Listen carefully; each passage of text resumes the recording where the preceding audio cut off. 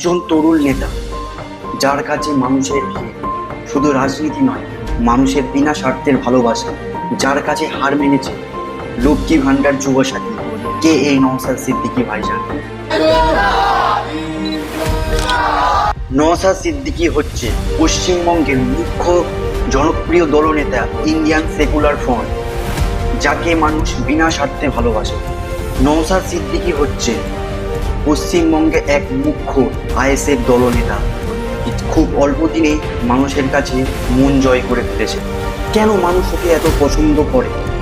অনেকেই বলে তিনি শুধু কথা বলেন না, তিনি মানুষের সমস্যাকে একেবারে গ্রাউন্ড লেভেল থেকে তুলে ধরেন। পশ্চিমবঙ্গ তথা ভারতবর্ষের দলনেতারা যেখানে পিছিয়ে যায়, সেখানে এই নওশাদ সিদ্দিকী ঝাঁপিয়ে পড়ে।